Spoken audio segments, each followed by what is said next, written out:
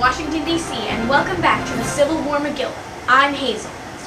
And I'm Esther. We start tonight with a story from the field. Gabe is here to talk with us about his good friend Benjamin Levy. Gabe? Thanks, Esther. Benjamin Levy was a hero of the Civil War. He stepped up on more than one occasion and showed us true Jewish chutzpah. Benjamin B. Levy enlisted with the 1st New York State Volunteers at the tender age of 16.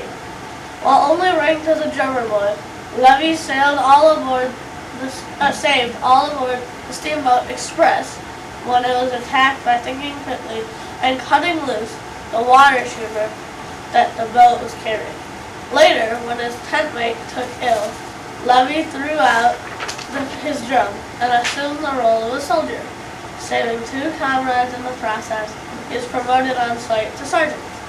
And perhaps his most heroic move, Levi lived for 2 weeks with no shelter after being gunned down at the Battle of the Wilderness, before being saved by Union troops.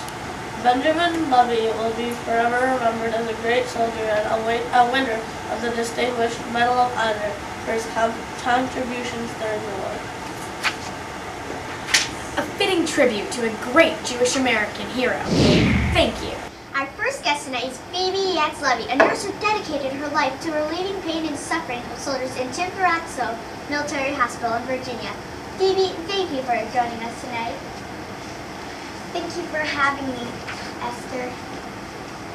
Tell us about the conditions you have seen at the hospital. There is no other way to put it. The circumstances are grim. There are shortages of supplies, food, and personnel. The doctors often have to perform procedures without the aid of anesthetics and with very little cleaning supplies. The conditions are nothing if not unsanitary.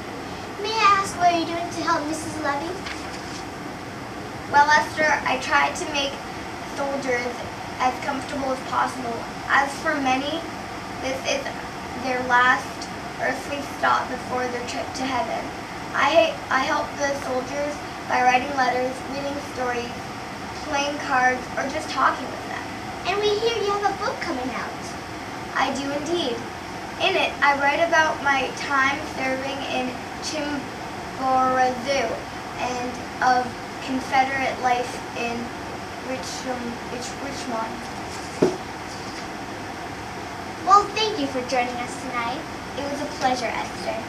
A touching story of a true hero. Our next guest has an interesting story of an unlikely Jewish hero during the war. Thank you for joining us, Mr. Bill Downey.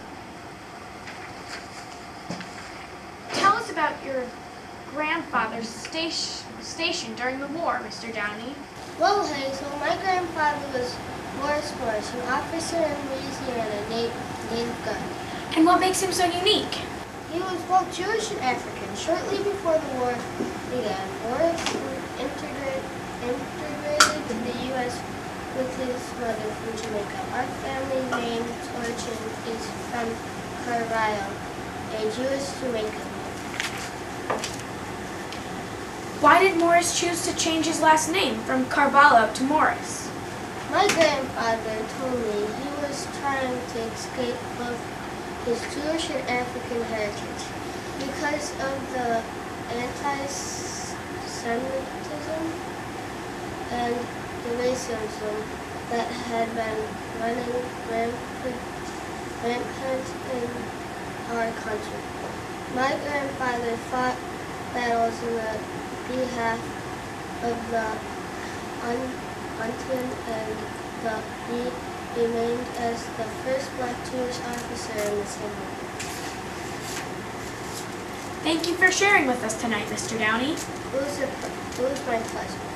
What an interesting story, Hazel. We have an update tonight from Isaac J. Levy, the 46th Virginia Infantry, of how the Jewish soldiers have been celebrating Passover during the difficult times.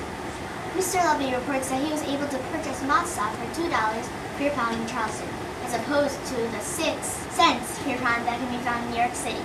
The men were able to find vegetable soup and also get their hands on a small amount of kosher wheat. It's good to hear that Jewish traditions are being kept, even in the most dismal of times. Our next special guest tonight is the son of Rosanna Dyer Osterman. Mr. Osterman, thank you for being here tonight. It is my pleasure. Tell us about the experiences your mother had during the war. Since the war broke out, my mother has been working as a nurse to aid soldiers on both sides of the battle. We hear, however, that your mother's greatest contribution to the war effort has been a monetary one. Yes, she has donated $3,000 to Jewish hospitals in New York, New Orleans, and Cincinnati.